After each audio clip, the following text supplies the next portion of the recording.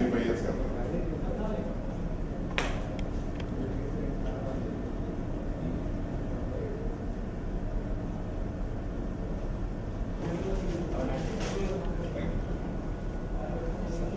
Hello Das, how are you?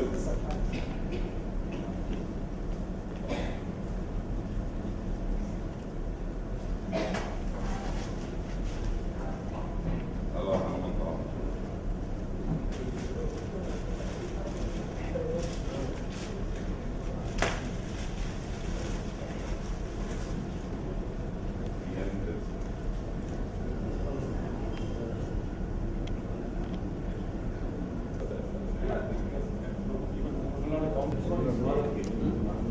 Hello gentlemen, I am Dr. Prasad.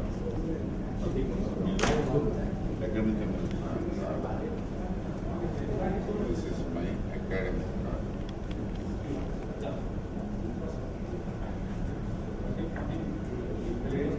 Coimbatore Institute of Technology Chairman.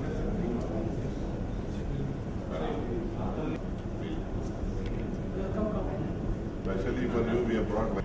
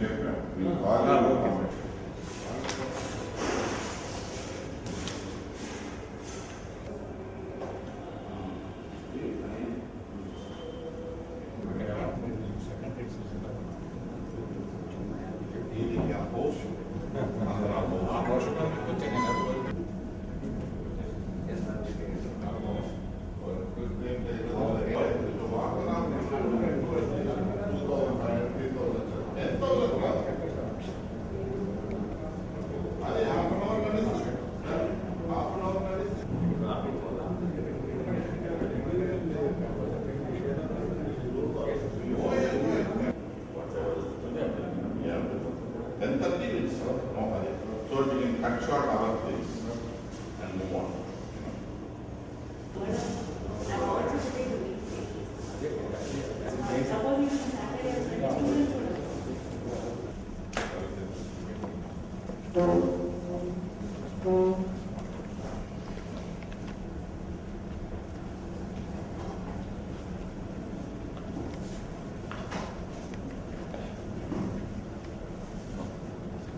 This way.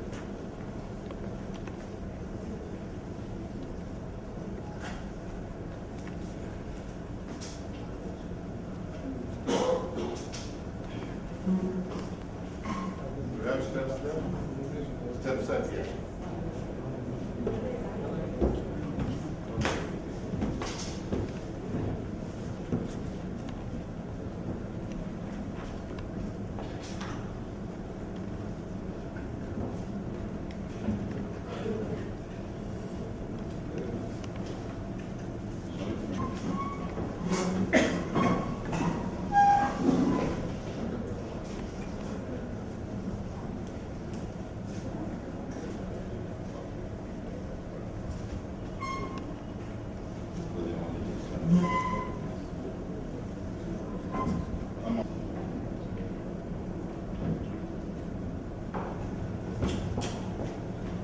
A very good morning, ladies and gentlemen.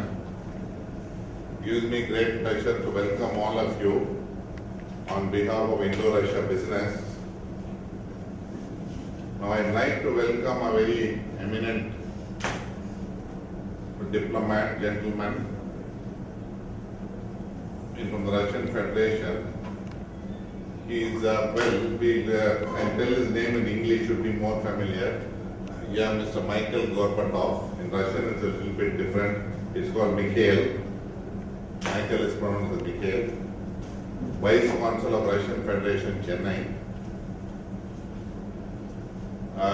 We are very privileged to have him here because generally they are so busy that it's very difficult to make them agree to come, but since he sees a great potential for Indo-Russia cooperation, the field of education, which he is in charge, he is also head of the Cultural and Science Center in Chennai, the 4 states of Tamil Nadu.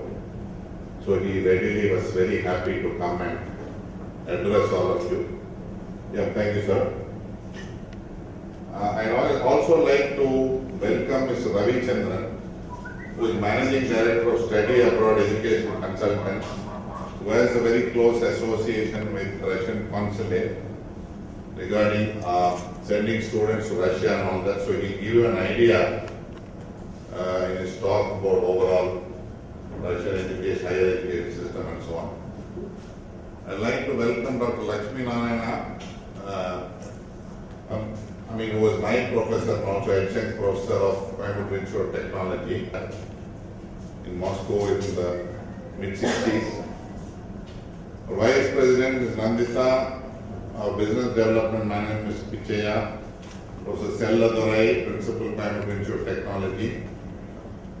Ladies and gentlemen and the press, I'd like to welcome all of you this morning.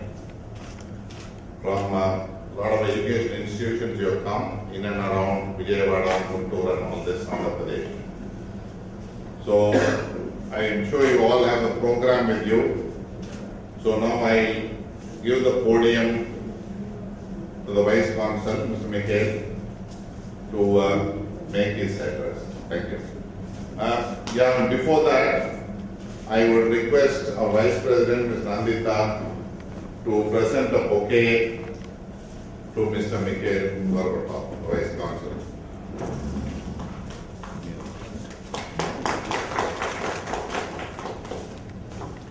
I request Dr. Lakshmi Narayana to adorn the shawl for Dr. Mikhail.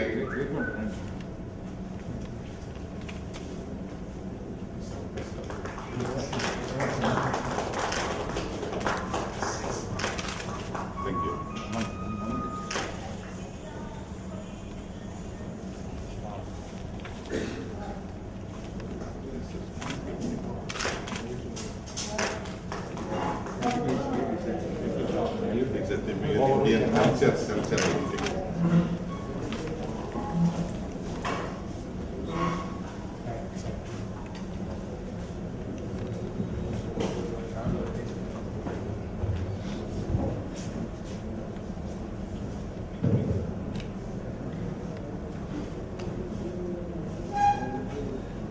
Good morning, dear ladies and gentlemen. Good morning, dear esteemed guests. Respectful Mr. Dr. Prasad, Mr.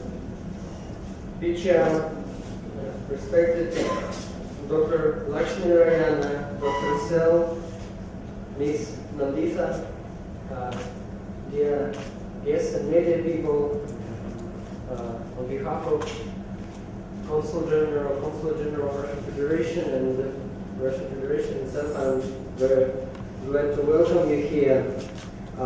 Let me first a little bit introduce myself and my organization, so you can understand what actually we're doing here in India. So I am the director of Russian Center of Science and Culture, that is a foreign office, branch office of representative mission of Federal Agency Россотрудничества in India, and I'm also Vice Consulate General of Russian Federation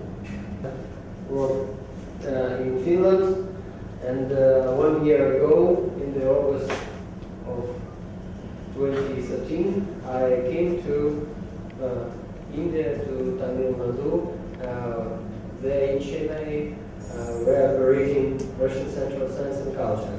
So let me tell you about Россотрудничество, which is a rather complicated name. We are now thinking of rebranding actually our organization, but by now this is difficult to pronounce name Россотрудничество, that actually means cooperation of Russia. So this organization is in many ways similar to common for you British Council and Alliance Française and the Goethe Institute and the Confucius Institute of China. So we are trying to do approximately the same thing, but we are completely state authority comparing to British Council that is operating like foundation. So I would like to make my speech in that way that I will give you some most important competences of our organization and our goals here.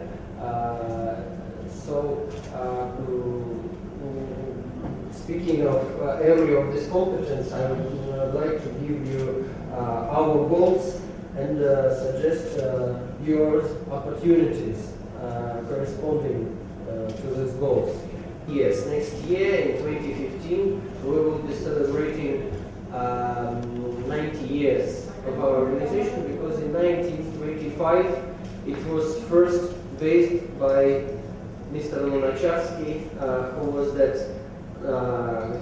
People's Commissioner, but nowadays we call them Ministers of International Affairs.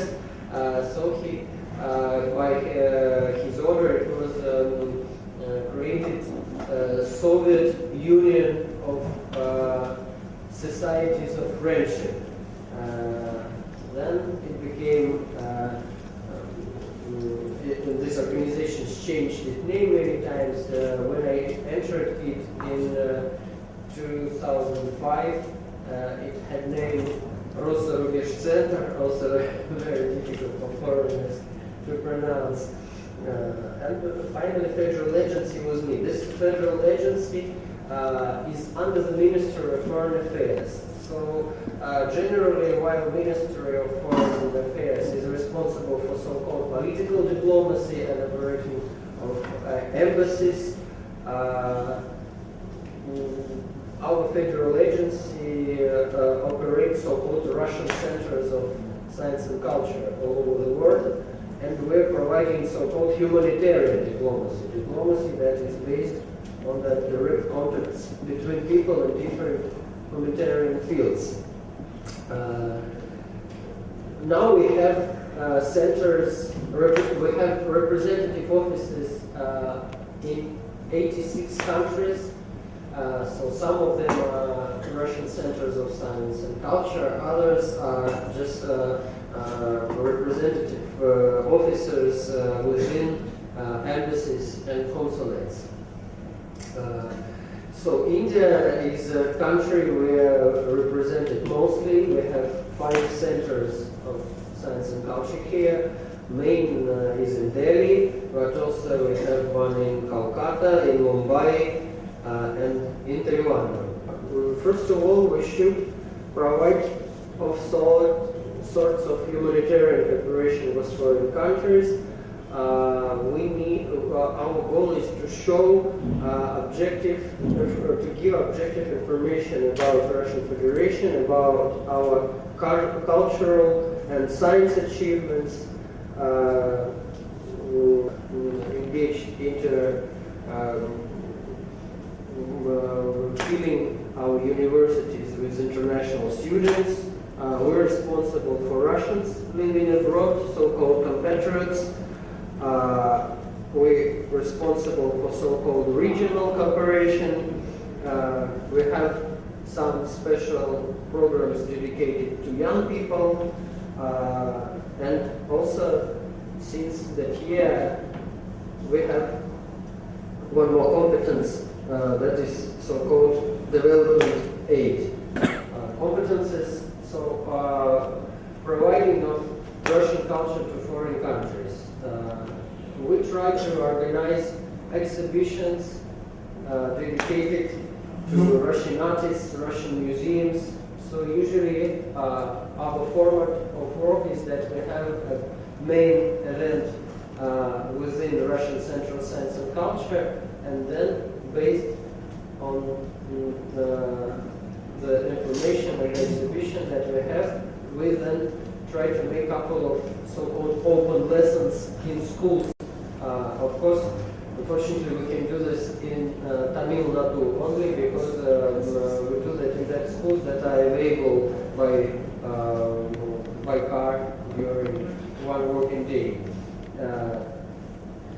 So we try to speak about famous Russian people, scientists, artists, musicians, philosophers, about their life.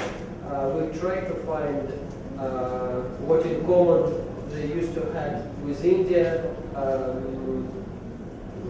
Many of them have been to India or were inspired by India or inspired Indian famous people themselves, like Leo Tolstoy was one of the people who influenced very much on Mahatma Gandhi. In the field of education, that's considered to be actually the most important part of our work, we try to establish direct communication between universities. So, with the help of our most reliable partner, Study Abroad company, and Mr. Avichandra, who's presented here, annually we are organizing one or even two exhibitions of Russian education. During these exhibitions and seminars, the representatives of leading Russian universities are coming to Indian cities, so have a lot of visits to universities and trying to establish direct contacts to develop different exchange programs. So actually, nowadays, our universities also operates in so-called conception of program work that we have in the Russian Federation. It means that every authority, every ministry, every university should have a program that have its indicators and target indicators based on which government and Ministry of Finance judge whether the work of these authorities and organization is effective or not. So foreign students and amount of foreign students, amount of exchange programs, amount of foreign professors, amount of direct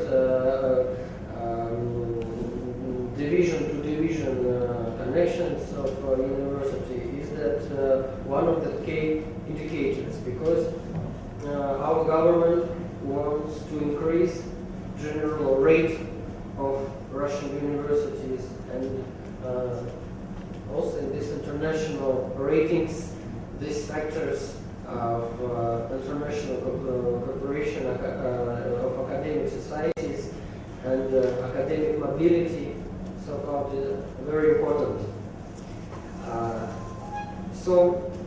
Of course, it's not very easy thing to develop exchange program, because it demands a synchronizing of educational programs that universities have, but this work should be done, and I hope that we can do this together with you also. In the Russian Central Science and Culture, we try to increase amount of foreign students, and in particular Indian students, coming to Russian universities. I should tell you honestly that in our priorities, we're trying to give more possibilities for them students that are going to come back to their native countries and be useful within their native countries. Because I don't know, maybe it's not true, but from our point of view, we don't like when Russian students are going abroad for study and never come back after receiving this foreign education. So this is our priorities back from Russia. Most of former graduates from Soviet and from Russian universities are rather respectful people having good careers and good jobs. In many regions, we try to help alumni associations, and we're always ready to suggest and to cooperate in many fields. So, of course, we would like to organize a South Indian conference of all graduates from Soviet and Russian universities. About students, I would also like to tell you that Indian students find their life and education in Russia as a very positive. So it is not a secret that we have some problems. Also, foreign students to be a threat of some, because they have some nationalistic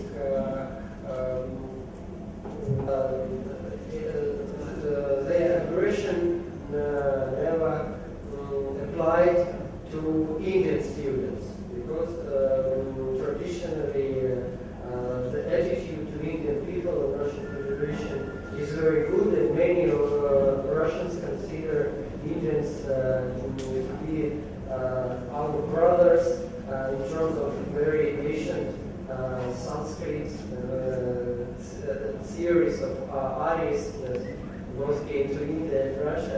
And nowadays it's a little bit difficult to see that, but still it is the fact that Indians are presented like Russia also have a very good reputation in your country. Many technologies came possible in many ways because of Indian students who used to study in Soviet universities have come to contacts with Russian universities. The Budan-Pulam nuclear power station that is now units already constructed, and in December. So next competence, compatriots. So we're responsible for it is called fulfilling of cultural demands of Russians living abroad. As we know, Hyderabad is the city where we have most of Russian compatriots in India. So also we would like very much to cultural programs for them. Mostly these compatriots are wives, Russian wives of Indians who used to study in Soviet and Russian universities. So for the next year, we're planning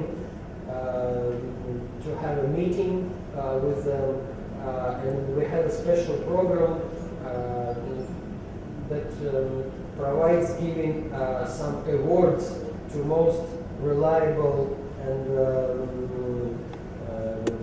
positive next year. It is also highly appreciated. Is so-called regional cooperation. very much open and would like to establish direct connections between governments of states and governments of parts of governor districts of Russian Federation, and also direct connection so-called sister cities. So Chennai is a sister city to Volgograd, and we also would like to establish new sister city programs. So we very much welcome your desire to establish these sister city connections between cities of Andhra Pradesh and new state developing and Russian cities. This actually a very interesting program.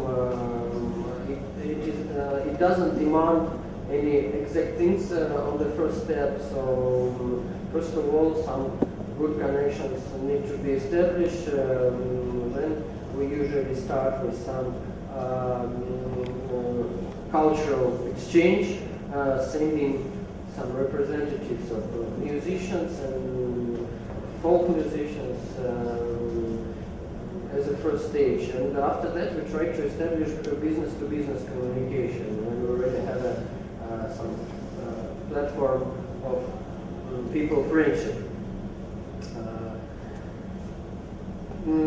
Business opportunities is a very important question. Actually, direct business-to-business communication is not our competence, since we have a trade chamber. But as this trade chamber is only in Delhi, Russian Centers of Science and Culture also engaged in helping of these connections. So unfortunately, we are not capable of very thorough consulting of business authorities of how exactly they can operate in Russia, how they can enter Russian market in terms of some legislative issues, and for example, we cannot give a good consultation in terms of taxes, but of course we can find and we can give that people that can do that. So we can help to any Indian businessman who wants to study their business in Russia to find suitable people, including trade chamber here, also all types of bilateral business relationship and bilateral business of Russian companies coming with investments to India. Also, they will all anyway come through us and will ask our help in terms of establishing connections with Indian partners. So, of course, also we have two more competences. One is so-called youth cooperation. So we have a special program, government program with the name New Generation. According to this program, every year a group of young people under 35 comes to Russia. Many groups come to Russia from different countries. So in 2013, we had a group of young Indian people engaged in cinema and close to its issues. And this year, in October, next group of youngsters will go to Russia. This group will consist of young politicians, young activists from different political parties. This is very interesting program. It includes 2 weeks of absolutely free staying in Russia. During this visit, young people meet very high authorities, so they meet director, head of Россотрудничества, they meet with vice director of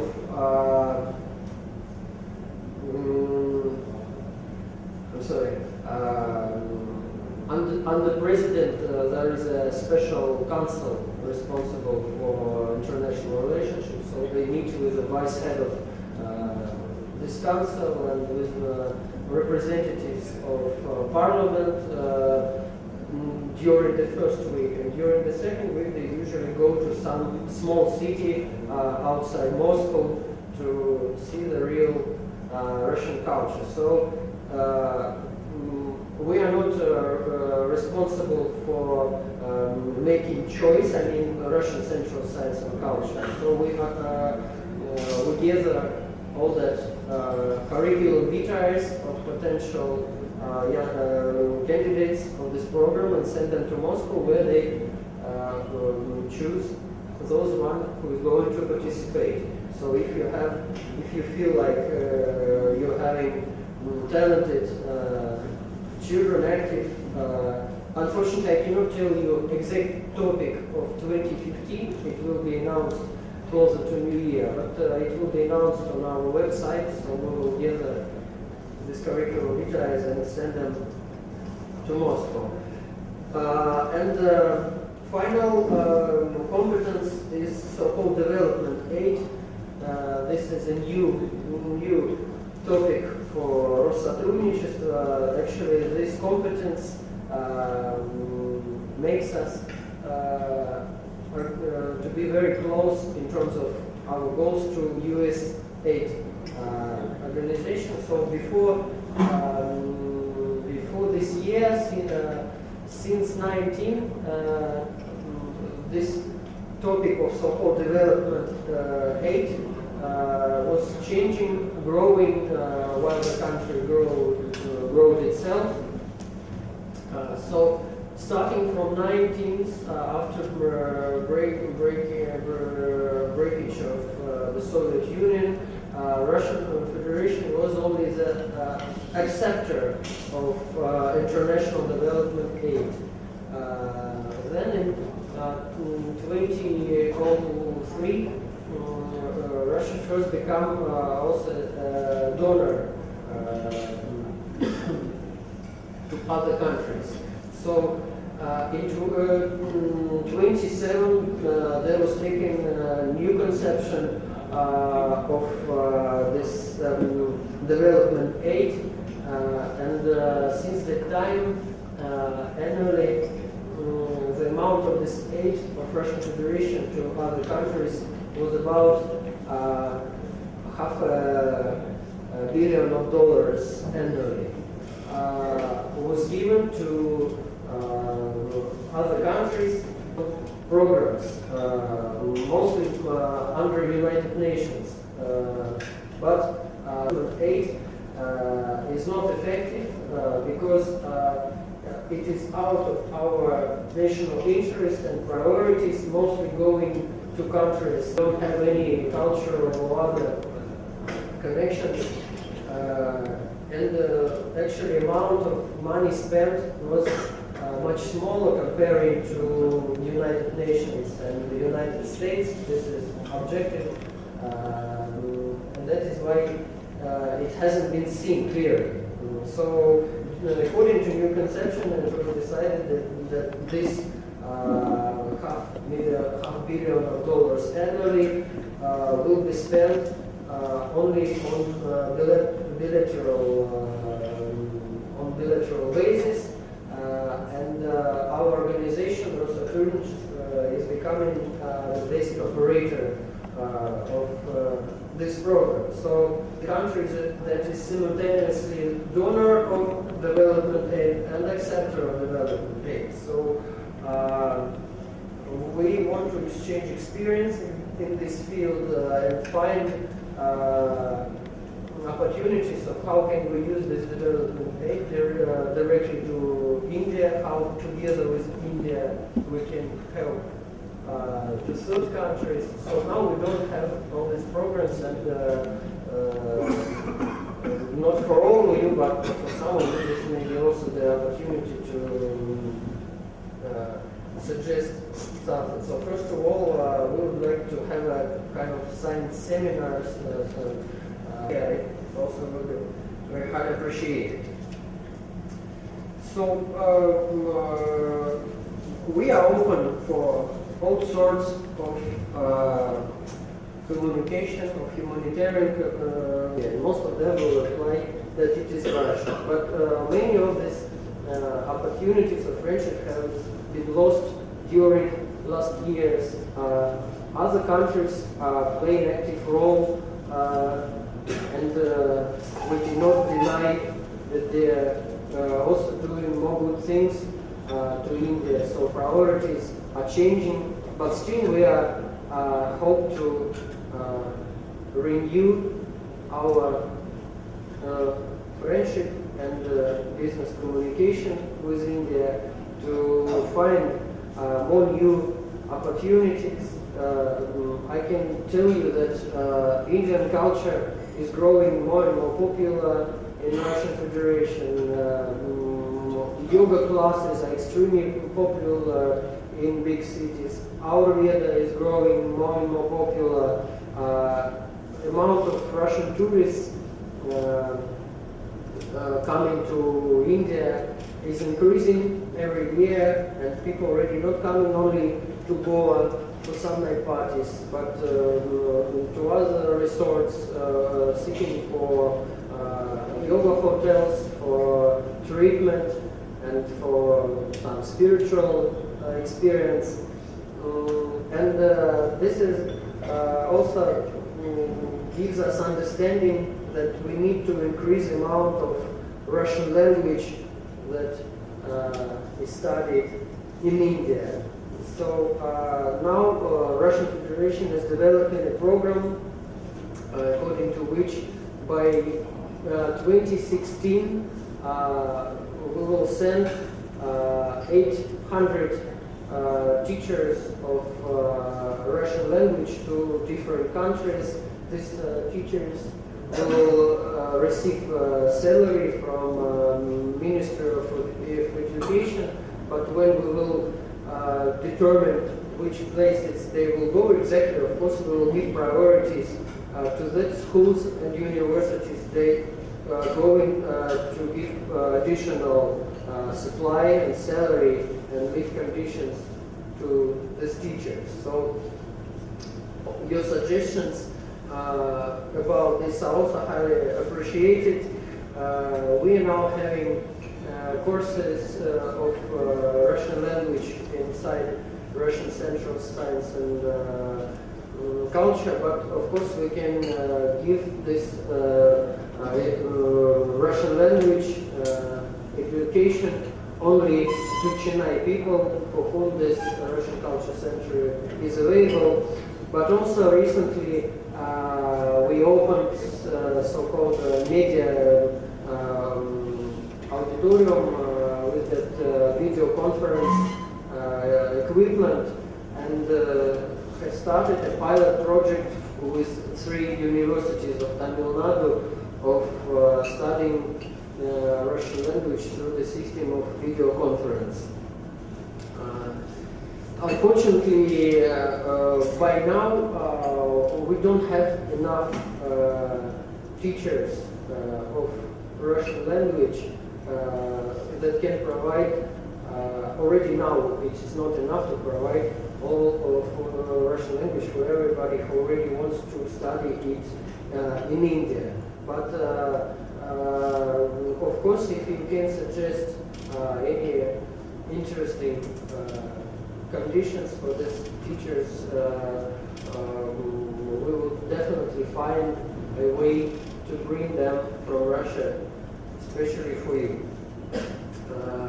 And this Russian Russian language is one of the key points of bilateral communication between two countries. I can see that demand of Russian-speaking people, at least engaged into service and working in hotels, working in the resort. This demand is growing.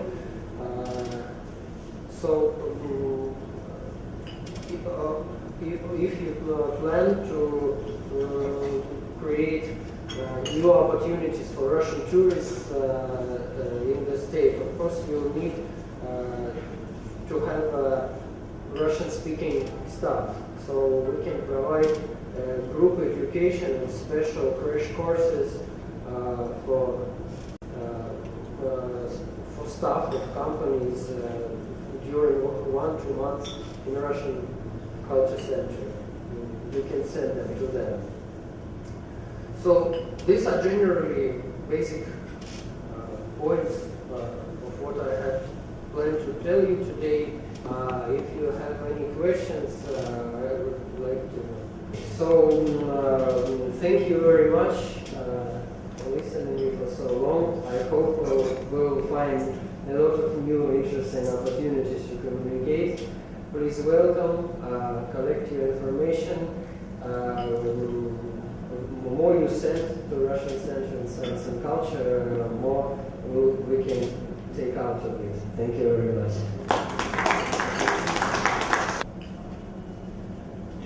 Thank you, Mr. Michael. Now I request Mr. Ravichandran to say a few words about what they are doing. Good morning. I've been associated with the Russian education institutions and the system of education in Russia for the past 25 years. And I understand most of you here are from education institutions are representing universities of India. And speaking and being specific to our topic of today, higher education in Russia. And with my background, I would like to give some specific and statistic information about the system of higher education in Russia. Russia has 650 plus technical universities and 48 medical universities. These are controlled by the federal government and the Ministry of Education. The medical universities are controlled for the accreditation by the Ministry of Health. Out of these universities, 29 universities are national research universities and 11 of them are federal universities, like the Far East Federal University, Northern Federal University, and the federal universities. 9 million students are studying in all these universities, out of which 210,000 students are from foreign countries, from 200 different countries, including India. The rough estimate of Indian students today in these Russian universities is about 8,000. As you know, most of Indian students go for medical education. This has been, medical education has been very popular, even though now in terms of the technical background and technical education from Russia, there's so much of opportunities in India due to the joint ventures going in energy, aviation, or even for that matter, the metro construction in Chennai. But medicine still continues to be the most popular education. Starting from the school education to pre-university and university level, it was strictly maintained at about 1:8, 8 students to 1 teacher. And on an average, 80% of the teaching faculty hold a PhD degree. So this has been some of the key factors which has made the Russian education for foreigners very popular. And lot of Russian universities, as Mr. Mikhail Gorbatov mentioned, in India. They usually come sometime in May or June. This year we had 2 teams. deans of various faculties.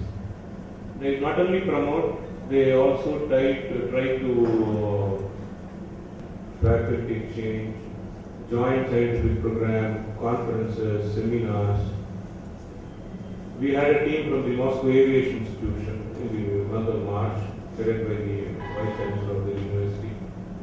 And now they have proposed, apart from the other bilateral exchange, and they also proposed for a dual degree program, where the students will undergo 2 years of the first education in India, and the balance 2 years will be done in Moscow at the National Research Moscow Aviation Institute. They're going to have a tie-up with the Anna University in Chennai, and for this matter, a delegation from Anna University headed by the Vice Chancellor, Professor Rajaram, is leaving to Moscow on the 6th of September. So like this, there are so many opportunities with other universities. The Russian federal government, the regional government are allotting a lot of grants to Russian universities to promote such exchange, and in particular with Indian universities, because they see India as a very strategic partner in terms of promoting academics. And at the student level, the Russian, apart from the students who go for education, medical and engineering by paying their fees, the Russian government also provides scholarship. The federal agency provides about totally 3,000 scholarships per year for all foreign students. This includes few seats for the Indian students as well. Apart from this, the universities have specific quotas by the university themselves for scholarship seats. So this is also an opportunity open for the Indian students. And this is some of the information I wanted to share with you. I think this is a good start and a good effort by Dr. Prasad and his team. My best wishes.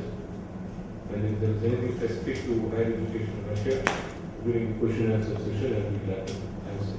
Thank you so much. Thank you, Mr. Ravichandran. And now I think we're just having tea right at the table, so we straight away get on to the next item on the agenda, which will be a presentation by myself and two of my team members from Indo-Russia Business, where we tell you what Indo-Russia Business does, why Russia, and so on and so forth. We will see in our presentation. So just give us a couple of minutes to get started on the presentation. So that you can sit comfortably and listen to the presentation, unless you want some more time to relax. So we have 3 presenters this morning. I am Dr. Prasad. I'll be introducing myself. I'm the president of this organization, which is called Indo-Russia Business. Our vice president is Ms. Nandita, and our business development manager, Mr. Pichaya. We will be your 3 presenters this morning, so I'll introduce them on the seminar for the Indo-Russia Business on higher education opportunity in the Russian Federation. I'm the chairman of the Coimbatore Institute of Technology, which is one of the very highly rated technical and engineering institutes in this country. I'm basically a chemical engineer with a specialization with a doctorate in operations research, mathematical modeling, computer simulation. I did my Bachelor of Technology, got a distinction in chemical engineering from Madras University, and did an MSc at the famous Imperial College of Science, Technology and Medicine in London, in advanced chemical engineering. And I shifted to operations research because I got interested in mathematical modeling, did a postgraduate diploma in operations research from the Madras University in those days. I got into the textile business, started looking after textile mills owned by my family in the old days, and I knew nothing about textiles, so my dad told me that I had to go and learn about textiles, so I registered and got a diploma in textile technology later on. Of course, I built a very popular IT company. It was about 25 years old. It's a very high-tech IT company. It's a very different company. And CCH was able to get the Cody Award for the Manager of the Year by the European Business Assembly in Oxford on 12th December 2011. Of course, I got a lot of awards in India itself. The most important thing which I cherish as my very highest achievement so far, I've been a list of outstanding scientists of the 21st century. They give you a medal and all this sash and all this kind of stuff for contribution to world science. Of course, we got the Peak of Success Award by the World Confederation of Businesses in America at the Biz Europe in Paris in 2013. And recently I spoke at Oxford University. I was invited there and I gave a talk on future global trends in higher education. Science. Now, I'd like to introduce this young lady here who also happens to be my daughter. She is Ms. Nandita. She is a very accomplished girl. Well, not that she's my daughter, that's one of the things. She was born in Coimbatore. She completed her BE in Electrical and Electronics Engineering with a distinction at the Coimbatore Institute of Technology, my own school. And then recently got her Master of Science in Innovation, Entrepreneurship and Management from the famous Imperial College in London. She graduated last year and we all went for a graduation. The thing is mobile apps. So Nandita was one of the key persons to develop this TV app for music as part of a business plan at Imperial College. She worked as a research consultant in British-based jewel company Hemming. It's a famous British jewelry company for the brand into mainland China. So she's done a lot of work in formulating a market strategy for this British brand to enter the Chinese market.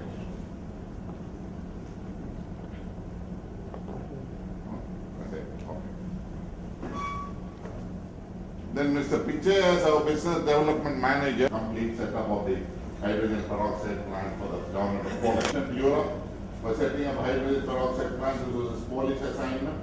The good friend, my classmate, so I brought him in when we started, where we invite organizations who want our services to enter Russia and CIS markets in various fields and tie-ups and all this, which I'll explain, which the Vice Consul was saying and Ms. Ravita was saying. So I told Vice Consul now we have to work closely together because he was talking about competencies and giving information on competencies. I said we are there, we can give you any information you want. The bridge between the buyer and the seller. Now what is the vision of our company? To enhance business opportunities between India and Russian Federation CIS countries. Help all parties involved to materialize efforts by providing quality and innovative solutions. We guide our members at every stage of the value chain. That is, we hold their hand right till the time they sign the agreement and even post the agreement. Now, we have a very high level MOU with Kazan Federal University, the Coimbatore Institute of Technology, which Ms. Nandita and our principal, Mr. Selladurai, will give a live case study how the CIT Kazan Federal University tie-up is working at the moment. And he's come out with some amazing green teas with Cambodia, one of our parties in Moscow, and we are trying to introduce his tea and coffee into the Russian market. All these things. Georgia, a lot of countries along this. Let's put together, according to me, the opportunities in the market are far bigger than the United States. How many Indians even think of Russia, look at Russia, understand about Russia, anything they say USA, USA, straight away. I think in Vijayawada, every household has got at least one person in USA sitting there, either studying there, working there or whatever. Or now the latest buzzword is UK or Australia for students. Why not Russia? This is what we are trying to explain today morning. It's very, very huge. It's got not a very big population, but a very, very intelligent population, I would say. Like for example, if you introduce a new product into the Russian market,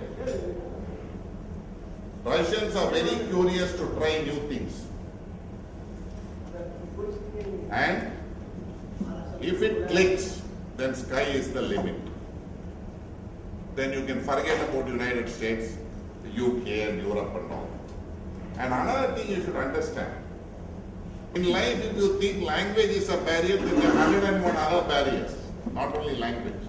Language is nothing, what it's a means of communication. How long it takes to learn talking Russian? 6 months maximum.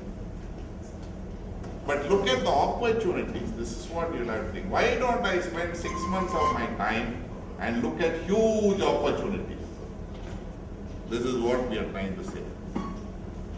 And I'm going to move on, since you're all educationists here, I'm slowly trying to move on to universities, Russian system of education and all this, and CIS as well. CIS lists the countries, 12. Azerbaijan, Armenia, Belarus, Georgia, Kazakhstan, Kyrgyzstan, Moldova, Russian Federation, of course, and then Tajikistan, Turkmenistan, Ukraine, Uzbekistan. Let us be honest. Ukraine is key. Of course, there's some confusion there in Ukraine, but I'm sure they can sort it out. Higher system of education, Russia. Basically, higher education is 4 years, leading to the Baccalaureate degree. Postgraduate higher education of, how he got his doctorate in Russia and so on and so forth a little later on. There are already a few Russian universities in the QS world ranking. He was talking about 25% students being foreign, even 25% professors should be foreign. There are certain norms, American, it's an American rating basically. QS being very famous, QS and Times ratings being the most famous. Moscow State Institute of International Relations, MGIMO University. This is the Russian Federation, QS world ranking, BRICS. So like Mikhail explained, they are brothers. Now BRICS is going to start a bank which is going to be headquartered in Shanghai, in China. And the Indian guy is going to be the chairman of the BRICS Bank. Modi has already spoken to Mr. Putin, the Chinese Prime Minister, the Brazilian guys and everybody when he went to Brazil, which is going to be out soon. It's going to come out in a gadget like this. I won't tell you much about it because it's a bit confidential at the moment. So it was highly appreciated, and I was invited in the evening at the conference to sit in the committee for telemedicine, because I spoke a little bit about telemedicine as well. Then they invited me to be a working member of telemedicine for BRICS. So there I signed a thing saying I'll be a working member for telemedicine for BRICS. The reason I'm telling you this is because BRICS Bank is going to have huge amount of funding. I want to discuss it with them and maybe even with APCM and even at Mr. Modi's level later on. Because it's going to be a huge thing with the management students. So people from the management schools, I think there are a few people here from management schools. Can think about dual programs with schools in European Union, 2 diplomas to their graduates. University scholarship. Kazan Federal University offers postgraduate scholarship for medicine and engineering to 231 students on government finance courses. In fact, Professor Ayanath sent me recently all the information for students to go on scholarships to do their masters at Kazan Federal University, but unfortunately it's a bit late. I said next year we will look at that. Student internships and jobs in field of biomedicine, pharmaceuticals, information systems and space technology. Microsoft, no, Americans are very good. I'm not degrading anybody here. But the only difference is American marketing is very strong. Russian technology very strong, but unfortunately these people marketing they get to pick up. This is the only thing happening. Development of education programs, USD 300 million or 10.15 billion rubles, 14 Russian universities. 5 out of 100 initially, 5 Russian universities in the top 100 in the QS rankings. I've already given you the slide of that. Training of teachers in Russia. Training of pre-primary and primary basic school teachers. Duration of the course is 4.5 years. Training of secondary school teachers. The program lasts for at least 5 years. Training for higher education teachers. Teachers must follow postgraduate training. Scientific degree is compulsory. Tenured professors are appointed by the university. Now, Russia, a lot of universities are even offering undergraduate program 4 years in English now, which are very competitive with the world schools. So one has to think, but once somebody goes Russia study, you automatically learn Russian, whether you like it or not. Because day to day to talk to people, you need to know Russian. So better to learn Russian, it takes 6 months. Now Lakshmana will tell you how long he took to learn Russian and all when he was a student. So now what I will do, I will pass on to my colleague here, Ms. Nandita, who will take over and start giving the presentation. Thank you.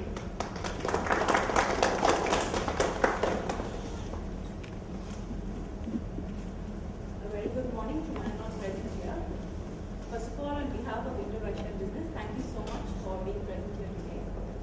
I'm here today to give a brief overview about all the top global ranked universities in fields of engineering, medicine, and management. Throughout my session, I'll be talking about the benefits that both the students as well as the research staff will get by tying up with these universities. Now, the Russian Federation and CIS is always known to have a strong hold in fields of defense, infrastructure, construction, and space research. They always known to be a highly research-driven economy. And one of the most famous universities, as mentioned by our former speaker president, is Lomonosov Moscow State University. Apart from its legacy, the biggest reason for its popularity is the strategic partnerships that this university has with several universities in the European Union.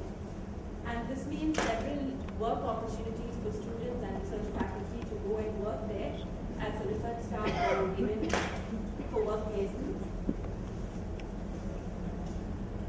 This university is also considered to be a national treasury by the Russian government, and because of which every year they set up a part of a budget in the federal budget to fund a lot of research projects that go on in this university.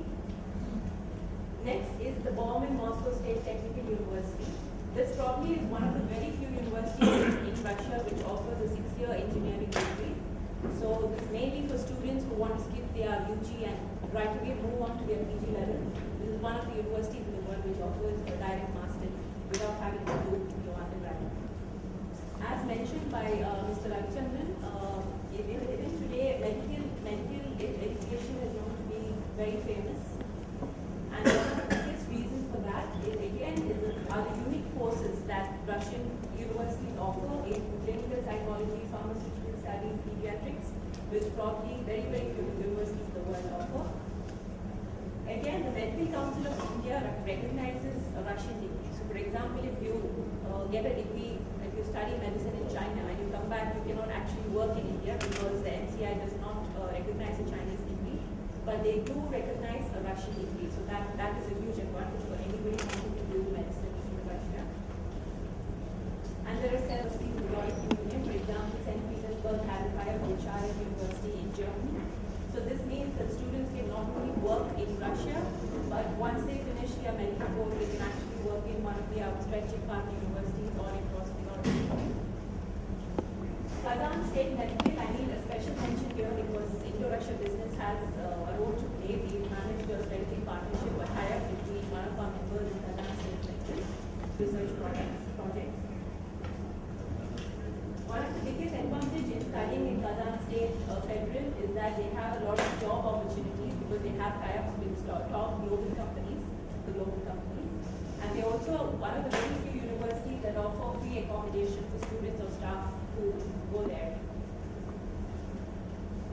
Unlike medicine and engineering, management is not yet caught on a very big scale, but gradually things are opening up. Especially because everybody, even people with an engineering degree nowadays, want to have an MBA. So to cater to this need, a lot of Russian universities are offering the online MBA. This, of course, for students is very advantageous because sitting where they are, they can get an MBA at 1/10 the cost. And for universities which tie up with these Russian universities that offer online MBA, the entire e-learning platform will be in place, so they get a lot of support in terms of teachers, and the students will be offered a Russian degree at the end of the online course. Now, apart from the fact that there are a lot of research opportunities, job opportunities, one straight reason why anybody should choose Russia as their next education hub is only because of the cost. Probably it takes 1/10 the cost to study in Russia compared to any UK or US university.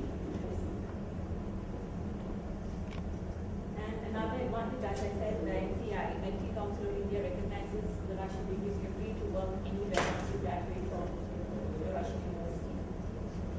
Now, one question that everybody asks me the moment I say Russia is the language.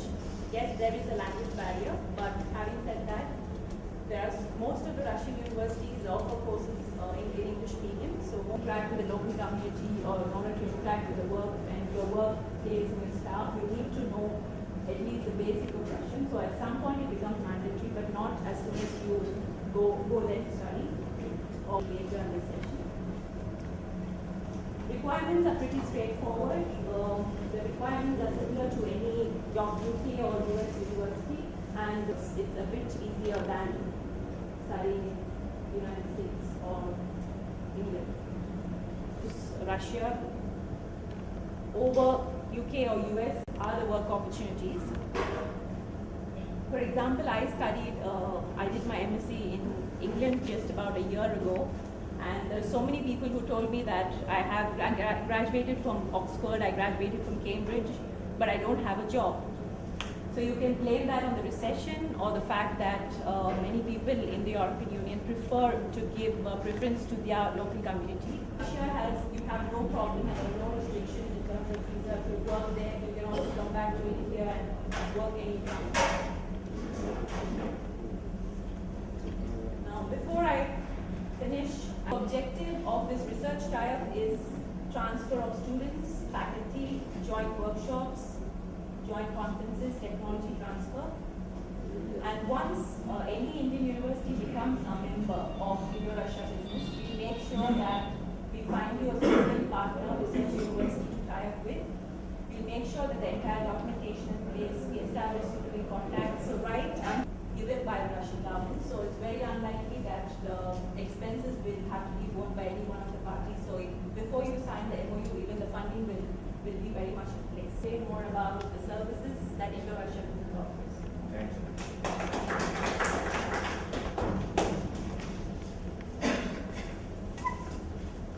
Good afternoon, ladies. So I intend just touching upon some of the apprehensions, myths, misinformation, and how just with a simple change of attitude we could overcome that. That will be the main thrust of my presentation. and secondly, the areas where we would be providing consultancy. And thirdly, the method of operation or modus operandi, how exactly, in order for you to avail of our services, what is it you should be doing? Basically, these are the three issues on which I will be touching upon. Lack information. It's an optimism. There are problems. You could look at even in problems, if you train your mind, if you change your attitude, you could see what kind of opportunities you can have in problems. But on the contrary, if you start seeing problems in opportunities, then you know where you are led. When there is the speaker, they have all said what kind of potential that is there in Russia and the Russian Federation and the other related countries. So if we indulge in looking at the problem side, we would be only losing a great opportunity. We had a Russian course. You know, the Russians were the first. Without Russia's help, we could not have started the first generation of nuclear power in this country. They are massive survey of heavy water in the early stages of nuclear program. We wouldn't be where we are today with the nuclear energy. So I am personally aware.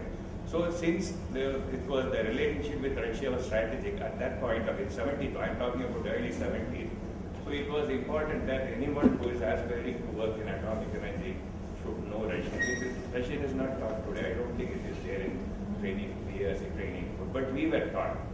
At that time, our instructor would say, there is a lot of, instead of looking at differences, you look at similarities. He would often say, there is so much of commonalities between the grammar, Sanskrit grammar and the Russian grammar.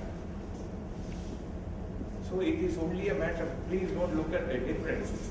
Look at the similarities and take it as a strength. There are tremendous opportunities available in this country to learn the language, as explained by so many of the previous speakers. You can have the basic language training, advanced training, or you can have the language training for a specific objective. So language shouldn't be really considered as a barrier, as it's only in our minds, by Indians especially. We shouldn't be talking of any cultural difference with Russia. We should never be talking of cultural difference with Russia. On the contrary, we share so much tradition, music, and all those. Then global domination, yes, rightly or wrong, Indians and their students go for education. It's again, but with an attitude change and looking at the real opportunities that are available, one could easily change the attitude and then start looking at but I understand after the post-19, the Russian government is trying to bring about so much transformation. It should no longer be a consideration coming in the way of doing the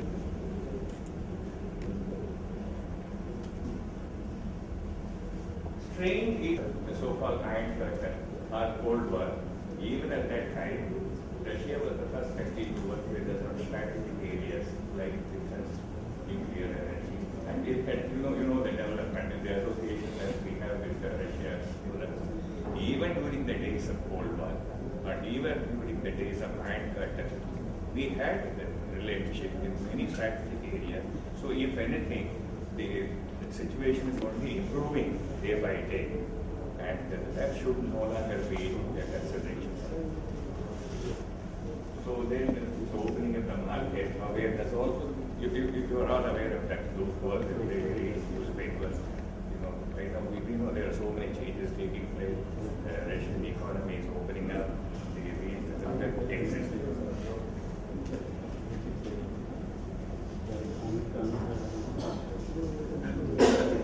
We could provide, and with the kind of association and contacts we have at the Russian end, we could provide a package solution for any of these issues. We are adhering to provide that kind of service. Why IRB? Yes, we can facilitate collaborations. We can assist our members in legal, commercial, logistics, and travel formalities. We can help your business can provide consultancy to its members, education, infrastructure, agriculture, trading, joint venture, and biotechnology. Collaboration in our group is already well into agrochemical products like fertilizer, biofertilizer, biopesticide. So in association with our own concern, Krishna Industrial Corporation, Indo-Asia businesses, really yes, how do we, now yes, we have been talking so much about Indo-Asia business. What is it one has to do? If, I think many of you might have visited our website. The website gives a lot of details about what we are, what we stand for, and how we provide the services to our members. Individual members, it could be corporate members, or it could be institutional members. So depending upon the, when it comes to the size of your business and turnover, and when it comes to institutions, it is related to what category is it, is deemed university, or is it an individual institution? If the individual institution, how old it is? Is it a young institution or old institution? Depending upon that, the membership is categorized, and the annual membership also varies according to that. So you just need to download that application form, fill in the details, forward to us, and you are most welcome to become our members and start availing of those services at IndoAsiaBusiness.com. And we also are at the Facebook, as indicated there. And our address, very easy to locate our office at and the contact number is all given. Thank you very much. So with that, our presentation part ends. I pass on to the question and answer. Open to questions which our Vice Consul, Mr. Ravichandran, any of us, will try our best to satisfy you and try to answer your question. Please raise your hand, we'll pass on the hand mic, introduce yourself, and then you can ask the question.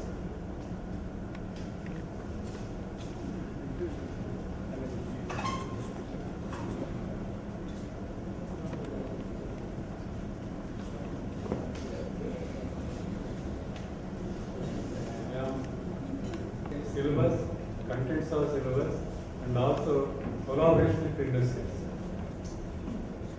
so that students are exposed to industrial atmosphere. Straight away tell you the difference between engineering colleges in India and engineering colleges in Russia.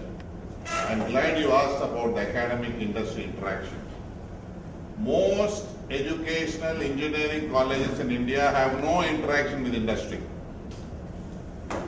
First of all, the professors teach from textbooks. Textbooks which are like class notes, which don't even explain the concepts. In my days, we used to have foreign textbooks. Now you have Indian textbook written by Indian author only for the exam. So Indian students are fond of reading that standard questions you people ask, and then they write and get marks. Russian system is entirely different.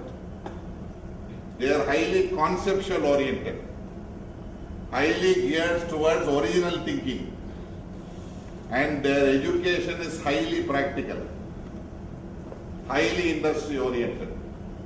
If they teach a concept in the class, immediately they tell you how to apply in which industry. That is the main and big difference between Indian engineering institutions and Russian engineering institutions. Whereas our fellows, you have to go on training them for years and centuries before they even understand anything. This is the style.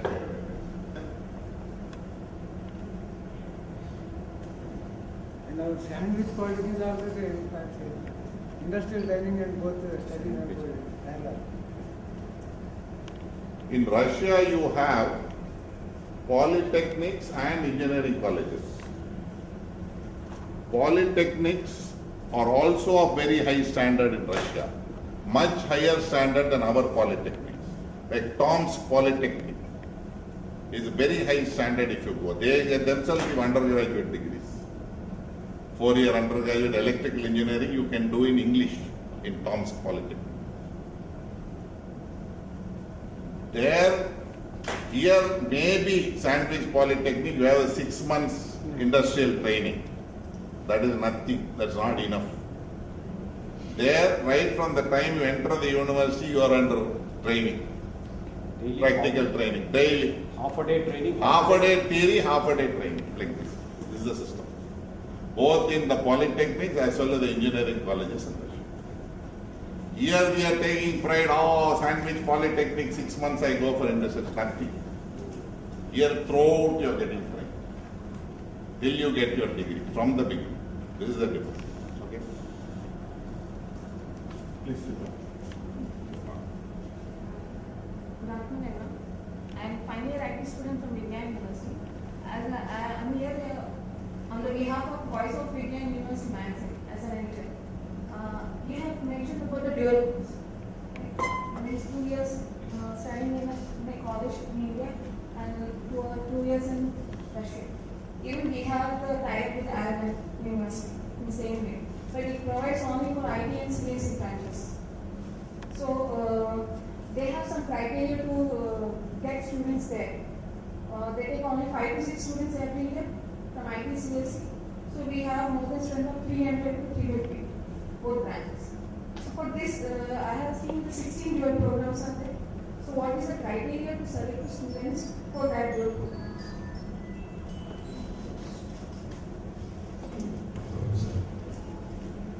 I visited about more than 70 cities in Russia. Visited numerous education institutions there. The Russian system of education, as Prasad said, is on the basis of applied sciences. And it is too much practical oriented.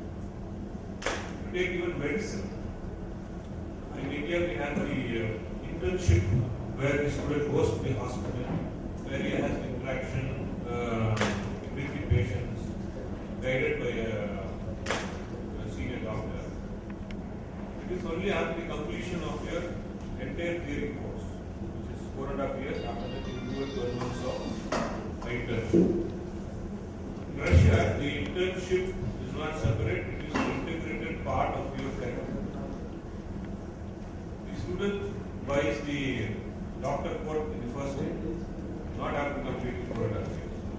He starts visiting the clinic for hospitals for clinical training, attending to the patients with the guidance of the professor from the second year. Which will also cover your the practical training is given from the first year, and the amount of the possibility what the students are available is tremendous. You can't see. Suppose if you take You should come to CAT. assemble a big 29, you go to the aerospace laboratory, the not the replica, the exact size is very interesting. The first 2 years. Third and fourth year will be more details are worked out. I met Professor Ayrath, who was the Dean of IT. So initially we went there, then they said, okay, look at the IT tie-up. Let's look at IT tie-up. Then we spoke for about 2 hours, and then Professor Ayrath decided, yes, we can have a tie-up in IT. So I said, we are going to have a tie-up only in the high end, the research end, postdoctoral fellowships, doctoral level and above.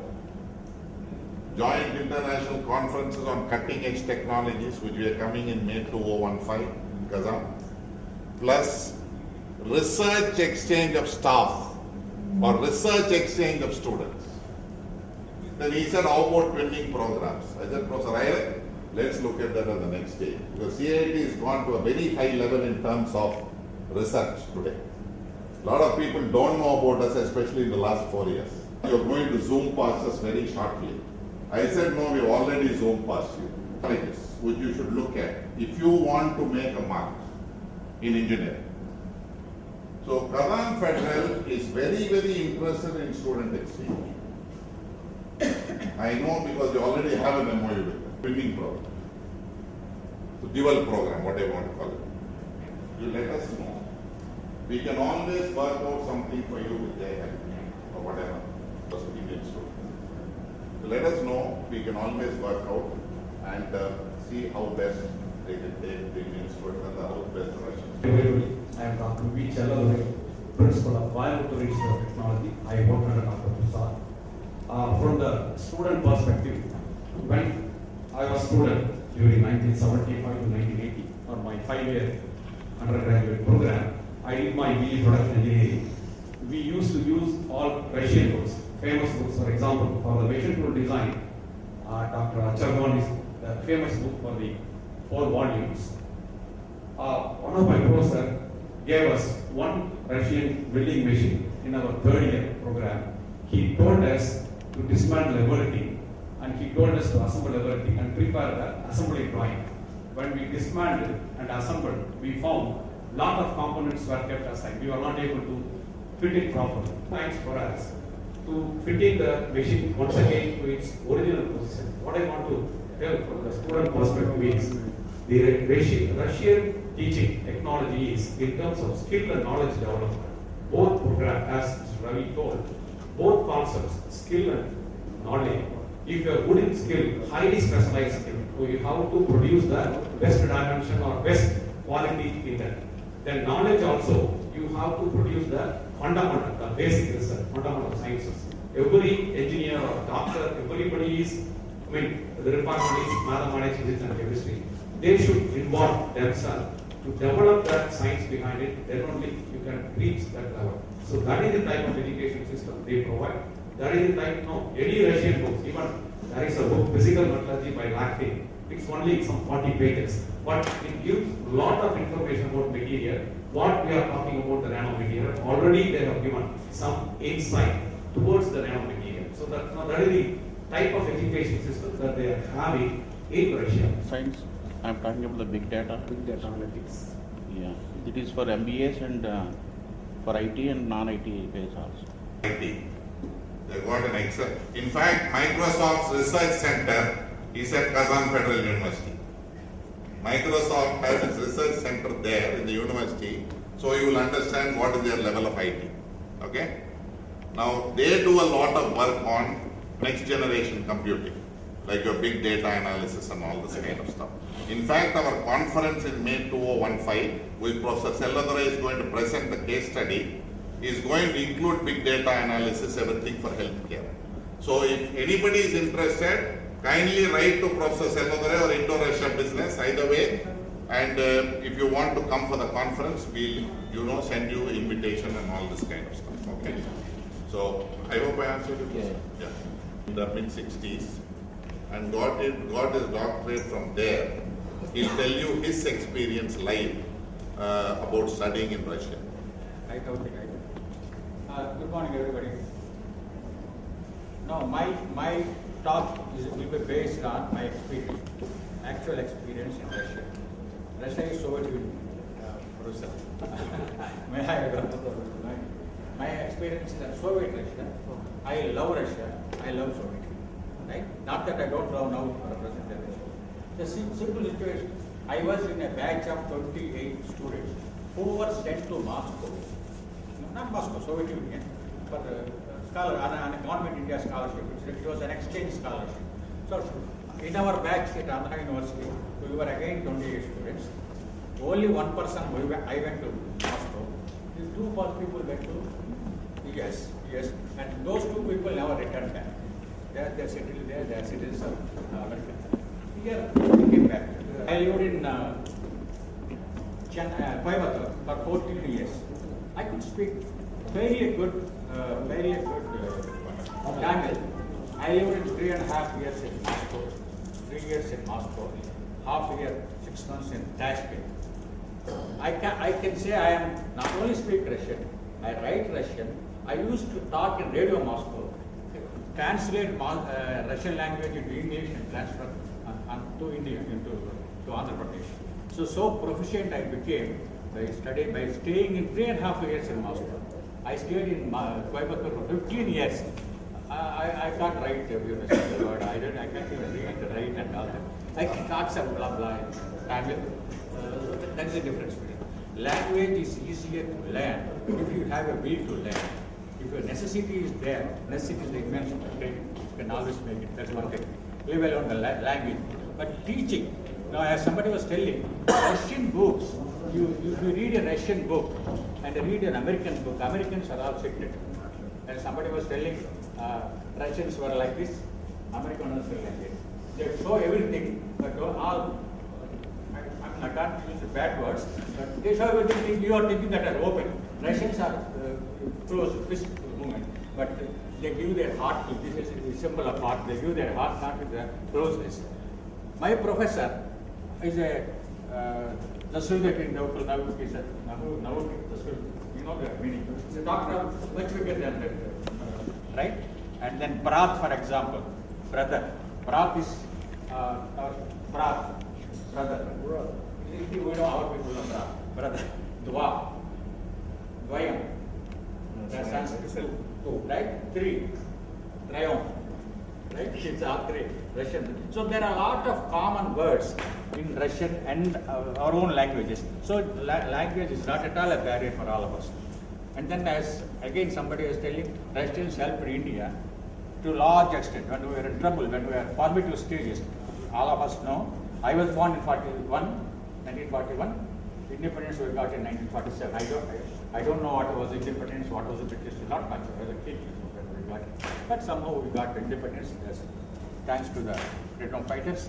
And then even though I was not born in independent India, but I started my life in independent India.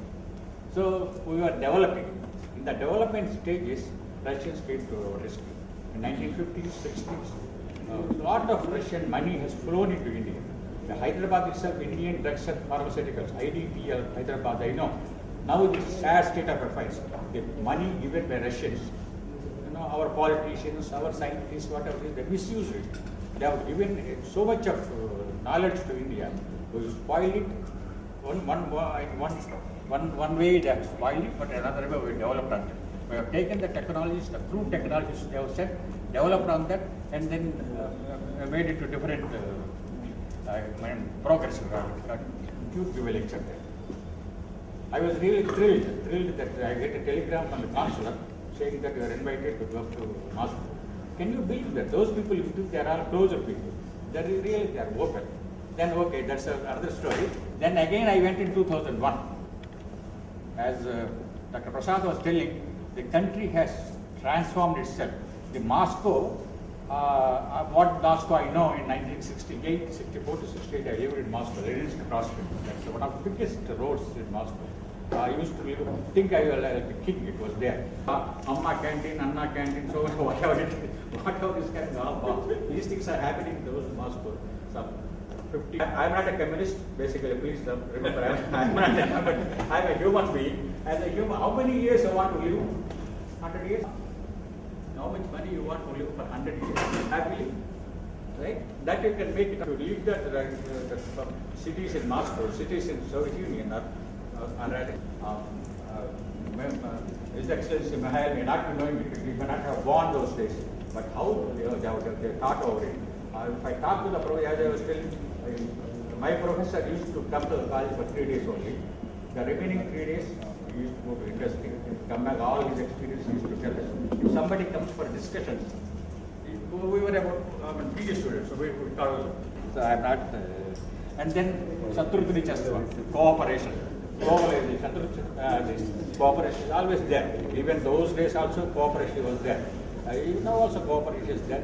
Money, we are talking in billions of dollars, billions of rupees and all that. Those rupees, 1 ruble is less than more value than $1. Our things are reversed. So economics works out. But technologies, Russians have developed their own technologies.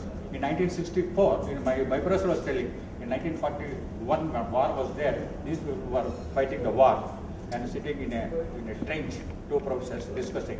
They were discussing about atom physics process. They were discussing atom is destructible. Those days, atom is indestructible, right? Very good. I request the management and request the professors that takes little bit of interest. Language will never be a barrier for you. Please go there. Only problem. You check out there. You say these things, weather. It's cold weather. Most of the Russian countries are cold weather. But if you like that cold weather, of course, those days it was difficult. Now after 50 years, lot of energy is being created, and then if it live comfortably your life also. Those days it was cold actually, really cold we used to live. I wish you all the best. My experience is excellent. You know, our life easier. Our rooms we are sharing our room with the Russian fellow. It's an advantage. Day in and day out we converse together. That's what I asked those kids why you are to take a Russian player. Now the better environment, better development country.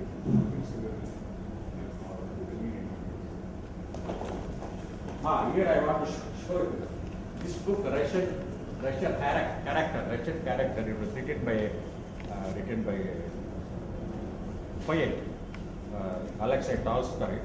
I was not a Russian language student or literature student and all that. Still, I had I told you I was so good in Russian. I was working in Radio Moscow. Then they suggested, why don't you start to write one book and translate a book into Russian because you are good at translation. So I used to. The book was published there. The other day I was looking into my old books, so I got one copy only with me. If some of you are interested, you can always read this Russian Character by Alexei Tolstoy. Item on this agenda, more or less, is going to be Professor Salvador is going to present quickly a case study on Kazan Federal University and CIT MOU and how it's working, so that you get a first-hand information of exactly how a tie-up with the Indo-Russian University works. So Salvador, I invite Professor Salvador to present the case study. Chairmen, presidents, principals from various engineering, arts and science, medical colleges, members of the press. Once again, good afternoon to everybody. I'm just quickly give an insight about our Coimbatore Institute of Technology. The CIT was started in 1956, founded by Professor P.R. Ramakrishnan. Our main aim is innovation is the currency of this millennium. This was founded by Professor P.R. Ramakrishnan. It is, headed by Professor Dr. S.R.K. Prasad, and we have been given a lot of awards in recognition of our contribution to the engineering and technology sciences. So, as already addressed by Dr. S.R.K. Prasad, now our aim is learn and lead, so that's why our CIT students are occupying in so many leading industries, scientific establishments, R&D establishments. In the line of Massachusetts Institute of Technology and Imperial College London, already Dr. Prasad explained about his biography, and now there is a management team headed by Dr. Prasad and Dr. Prabhakar and myself. And I would like to, proudly say, CIT had half a dozen professors got PhD from Russia in civil, mechanical, electrical, and mathematics. So the CIT students had the opportunity to listen to the Russian, addressed by Professor Lakshmanarayana, the teaching, learning process and technology development. And some of the renowned people we invite to our campus to know about how they have achieved in their life some of the program. And as a strategy, we are having MOUs with a lot of companies in developmental activities, like some of the companies like Tata Consultancy Service Conferences, and they are sponsoring for our PhD scholars. Two PhD scholars already they have completed, 5 is ongoing.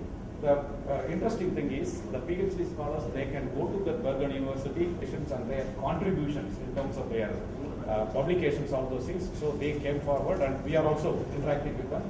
And we are also going to visit about the getting some funding in the Indo-Norwegian funding process. And already the Texas Tech University, MOU with them, for which the theme of the conference is transforming healthcare through innovations in mobile and Kazan University. And these are all the keynote speakers. We have already given the invitation. They have accepted news, and accepted papers will be published in the HCL Journal of Information Sciences, ICT Transactions of South February. This is going to organizing joint conferences and workshops in cutting edge technologies. Kazan University for about 6 to 12 weeks training program, or we call it as internship in our language. So for that, we are already identifying. So that next year, that is 15-16 academic year, each department, 2 or 3 students will be going there and staying there to do projects in different areas, especially in IT cutting edge technologies. And the benefit, for example, Texas Tech University, we signed an MOU with them, and we have sent Murugan. He was there for about postdoctoral fellowship. So he learned in scanning electron microscope. So he has already created one center of excellence in material characterization. Deputed him to the Loughborough University. So he learned in it is called the rapid manufacturing. He has also created one centers of excellence in manufacturing science. It is 3D printing, one of the latest printing. So that is the privilege we have. And some of the patents we achieved through our center of excellence. So this is our area of research we have already planned, and a lot of young faculty are working. So our motto is to create the user-friendly innovations, so for which in different areas the youngsters are being trained. So we recruit the young teachers, trained in that specific field in terms of research, so innovation and research, so that it will be useful for their future plan. This is interdisciplinary also, like the commercialization consultancy service. And this right now, we have created the 4 types of centers of excellence in existence with the help of funding agencies from World Bank, Ministry of Human Resource Development, Department of Science and Technology, All India Council for Technical Education, University Grants Commission. So this is the insight I wanted to give about what is happening at CIT. Novel has created a laboratory there, which is useful for the students. And these are our already approved collaborators. Technology transfer. So some insight I wanted to see how we can do it. So that in the faculty and students in the robotics, because robot is becoming the popular technology for any automation process. So it is an initiative done by Department of Science and Technology. We have identified it is the work is going on, and we are publishing an international journal. So it is 2 issues per year, and the rank has questions in throughout the world. So visiting at alumni for understanding our recruiters. So with this, I would like to thank the Indo-Russian.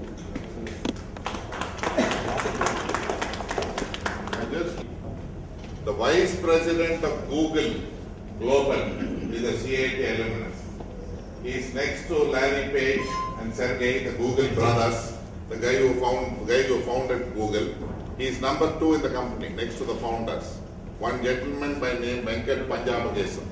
He is our ECE 1986 batch, and he sits in San Francisco, San Jose, at Google HQ. This gives you an idea of the CIT alumnus, how they are doing globally. Thank you. To invite Mikhail, Ravichandran, my colleagues, and all you ladies and gentlemen for the hospitality at Fortune Murali Park in terms of hopefully a grand lunch. Thank you. Thank you very much for inviting me for this wonderful seminar. In my word of thanks to all of you, I just want to add one thing. Still now, I'm communicating with many Indian people in China. I feel that many of them still have a conception of donorship inside their heads. They still remember always that periods when the Soviet Union used to donor a lot of technologies and money to India. But look around you. So our relationship is already different. India is so great country already, and has so many actually technologies and things that can be percepted and taken by Russia from India. So it's already not a relationship of like elder brother and young brother. It's a relationship of equal partners and colleagues. Yes. So let us please look at it in this way of not like donorship and acceptance, but as a partnership and as a collaboration of doing together things. And one more thing I want to add. It's objective thing, our lexicon is full of Western United States business vocabulary. We are talking about leadership and other things, but anyway, we perceive ourselves also as number twos, taking these Western technologies and adopting them to our countries. We are now, I think, on the border of a new generation when we can create ourselves to be number ones and to join our efforts in not adopting Western technologies to our country, but create something new, then will be adopted by them. Thank you. There's just one more small thing. Our Vice President, A.M. Nandita, would like to give a vote of thanks, okay? So, formality. On behalf of Indo Russia Business, I would like to thank Mr. Reddy, Vice Consul, Russian Federation, Chennai, for raising this occasion. I would like to thank Mr. Ravichandran, Dean Study Abroad Consultancy. Thank you so much for your valuable insights. I would like to thank Professor Lakshminarayana, Adjunct Professor CIT. Thank you for sharing your experience. I would like to thank Professor Seladore for sharing and presenting a wonderful case study. Thank you, sir. I would like to thank all the staff of SPRM College Nagpur. Thank you so much for making it here today. I would like to thank the hotel staff and management, especially Mr. Padmeswar Rao. Thank you so much for all. Thank you so much for your efforts.